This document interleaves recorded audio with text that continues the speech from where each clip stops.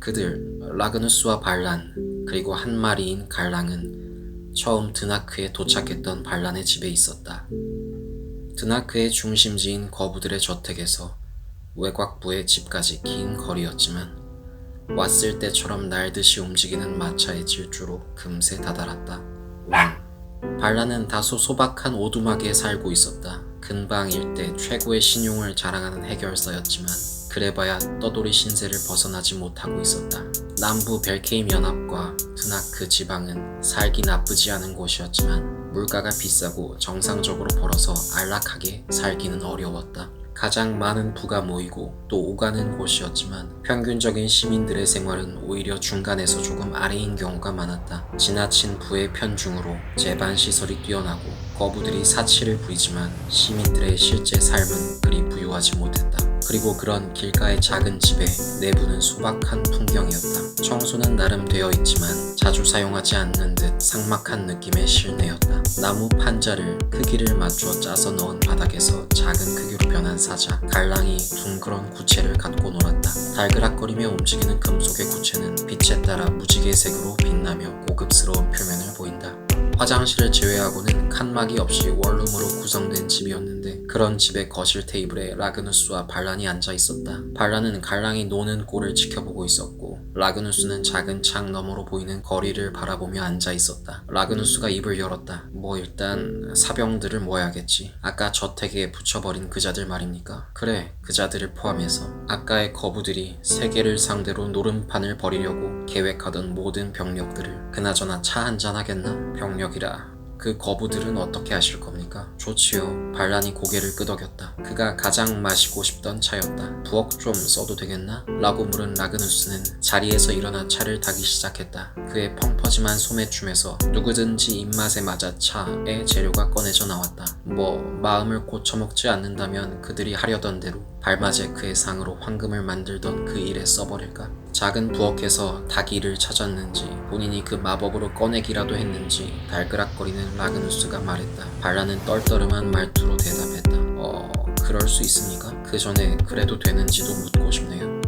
말대로네. 그러진 않겠지. 다만 비슷하게는 해둘 거야. 목숨을 잃거나 그에 준하는 상태로 만들겠지. 회의실에 있던 거부들은 라그누스가 나오면서 간단하게 제압해둔 상태였다. 그들은 스스로 움직이는 밧줄에 묶여 옴짝달싹 못한 채 그 방 안에 그대로 있었다. 입은 열려 있었으나 아무런 소리를 질러도 도와줄 사람은 없으리라. 그 저택에 있던 모든 인간은 기절했거나 정신이 멀쩡한 채로 벽에 붙어 있거나 단체로 밧줄에 묶여 움직이지 못하는 상태였다. 거대한 정원 부지에는 사람이 없었고 일단 그대로 놔두기만 해도 그렇게 되기는 하겠군요. 그런 셈이지. 어느새 라그누스가 차를 다 만들어 대접했다. 겁나 맛있네. 반란은 속으로 외치며 대화에 집중했다. 일단 차를 다 마시면 자고 내일 아침 일찍 움직이지. 할 일이 많으니까 말이야. 알겠습니다. 반란은 윗사람이자 대마법사를 바닥에 재울 생각은 없었고 그의 집에 편히 잘 수 있는 침대는 하나뿐이었다. 그는 바닥에서 대강 침낭을 깔고 잘 생각을 했지만 라그누스가 손가락을 튕기자 갈랑이 그 모습을 거대하게 만들었다. 작은 실내의 거실 한 켠을 채울 정도였고 동시에 사자의 꼬리처럼 생긴 그것이 풍성한 털을 가진 여우 꼬리처럼 변했다. 라그누스는 로브를 적당히 덮고 갈랑이 누운 곁 꼬리에 파묻혀 눈을 감았다. 반란은 이미 잠이 든 모습에 별말을 못하고 적당히 침대에 가 눈을 감았다. 아침이 밝고 긴 하루가 지났다. 반란은 눈을 뜨며 고생스러운 하루를 보냈다는 듯 뻐근한 몸을 풀었다. 눈꺼풀도 제법 무거웠다. 지난 하루는 많은 일이 있었다. 몇 날 며칠을 숲속에서 헤매다가 숲속의 은자를 만나서 수도 없는 마법으로 이곳저곳을 움직였고 수많은 인간들이 날아가는 모습을 보거나 했다. 그 모든 일은 고작 하루에 벌어졌다. 물론 반란이 무언가 한 일은 없었고 단지 지켜봤을 뿐이지만 왠지 모를 피로감이 있었다. 일어났는가?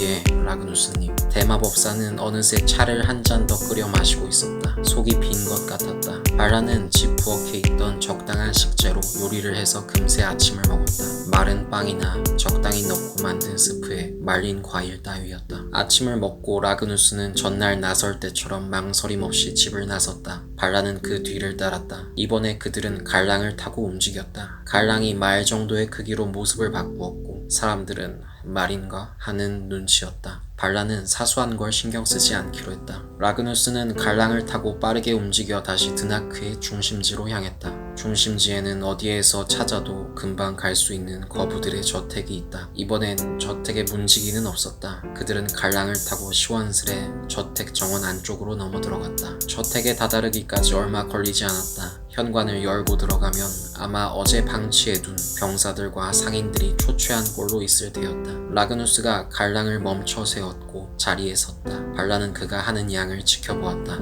라그누스는 주변을 둘러보며 털을 잡듯이 크기를 가늠하더니 박수를 2번 쳤다. 안 들어갑니까? 라고 라그누스를 바라보며 말할까 고민하던 발란의 앞에 다른 세상의 것처럼 느껴지는 진동이 느껴졌다. 사실 이런 기이한 종류의 떨림과 소리와 빛과 힘을 느끼는 건 살면서 있을 만한 일이 아니었다. 그 실존 여부조차 잘 알지 못했던 전설의 마법사라도 만나지 않는 이상은 말이다. 마치 발란이 느끼기엔 처음 숲속에서 드나크 시내로 옮겨왔을 때와 같은 진동과 힘이었다. 보이지 않지만 대기가 움직이는 것 같았고 귓속으로 웅웅대는 소리가 퍼졌다. 몸이 떨리는가? 공간이 떨리는가? 하는 무렵 갑자기 빛과 함께 무언가 나타난다. 사라지는 백색 빛의 너머로 무언가 보였다. 그건 저택의 거대한 정원의 모습을 드러낸 라그누스의 오두막이었다.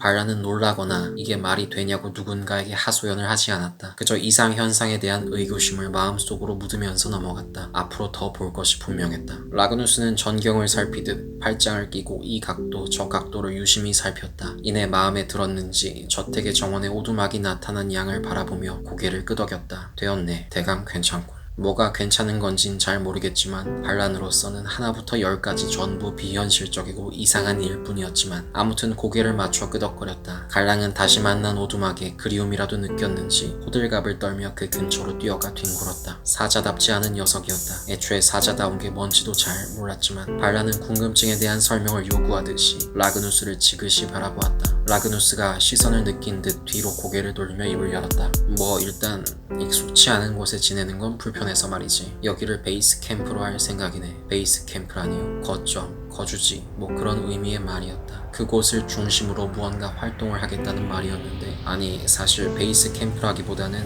지휘부나 본부가 맞을지도. 자네한테는 말하지 않았나 보군. 오래도록 혼자 있다 보니 내가 다른 사람 속마음을 읽을 수 있는 것처럼 남들도 그런 줄 알고 말을 안 하는 습관이 늘었어. 라그누스는 주책이라는 듯 고개를 젓더니 말했다. 어제 도시를 유랑하다 말하지 않았나? 벨케임의 지도층인 거부들을 좀 막아야 할 것 같다고. 놈들은 세계 최대의 자금과 힘을 가지고 악한 계획을 세우고 있었지. 나는 자네와 같이 그 꼴이 마음에 들지 않고 내 할 일을 마저 해야겠네. 할 일이라 하시면 아스라엘 법전을 선포해야겠네. 발란과 라그누스는 그 뒤로 부지런히 움직였다. 대부분의 일들은 라그누스가 지팡이를 쥔 손을 지휘봉을 휘두르듯 움직이면 일어나는 막대한 변화로 감당할 수 있었지만 그 사이사이에 이동하고 변화를 머리로 인식하는 것만으로도 제법 피곤한 일이었다. 두 사람, 아니 대마법사가 하기에도 참으로 번거롭고 막대한 일이었다. 남부 벨케임 연합의 수뇌부의 음모를 저지하고 그들이 모아온 힘을 기반으로 통째로 연합을 장악하는 일은, 그리고 그러한 연합을 기반으로 오랜 평화기를 지나며 부패한 세계의 지도자들에게 아스라엘 법의 포고를 알리고 그것의 현실화와 실행을 위해 움직이겠다는 선언은 말이다. 아스라엘 법은 라그누스 벤이 속한 민족의 법률이었다. 그들은 오랜 기간 대륙의 동부의 패권을 잡고 막대한 문화적 영향과 군사력을 떨친 고대 왕국의 민족이었다. 왕국 이전에 민족이 있었으며 세계의 다양한 종교와 문화적 흐름으로 살펴도 초기에 확실한 형태의 종교를 가진 그들은 현대 도덕 철학으로 구분해도 최고위에 위치한 도덕적 기준의 법을 가지고 있었다. 아스라엘 법은 그들이 따르는 법의 총체와 원문을 뜻했고 그들의 종교적 의식과 삶의 다양한 사례법 등으로 이루어져 있었다. 오랜 시간이 지나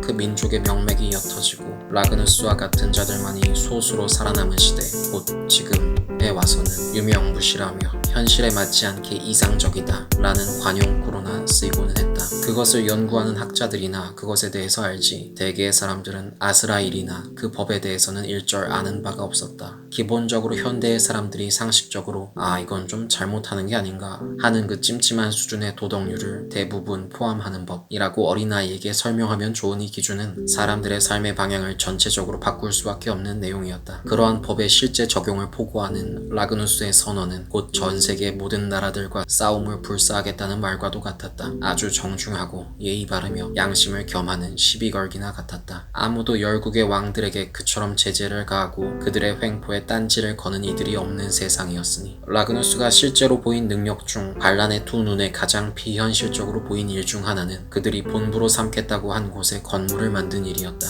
이 마법사는 거부들의 정원터에서 역시 그래도 많은 사람들이 드나들려면 오두막은 좀 그렇지 라고 하며 결심한 듯 지팡이를 내세웠다. 이전까지와는 달리 몇 분인가 깊은 집중하는 표정으로 웅얼대며 어느 나라의 언어도 아닌 것 같은 발음으로 길게 말하더니 곧 오두막의 근처에 기이한 무늬의 빛이 생겨났다. 기하학적인 수학 연구자의 논문에서나 볼 법한 그림이 넓은 정원의 풀밭에 빛으로 그려졌다. 하나의 거대한 원 안에 빼곡하게 들어찬 문양들은 제각기 시간을 달리하며 순차적으로 빛이 났다가 사라지거나 했고 라그누스가 웅얼거리는 말로 외웠던 시간만큼 뜸을 들이더니 갑자기 다리가 생겨났다. 다리라 함은 비유적인 의미로 꽤나 거대한 건물의 근간이 되는 기둥들이 먼저 세워졌다는 말이었다. 반란이 바라보기에 그 모습은 마치 다른 곳에 있던 거대한 건물이나 유적지가 라그누스가 외운 초인적인 주문으로 인해 옮겨지는 듯한 모습이었다. 땅으로부터 하늘로 솟구치는 빛과 같은 방향으로 하나씩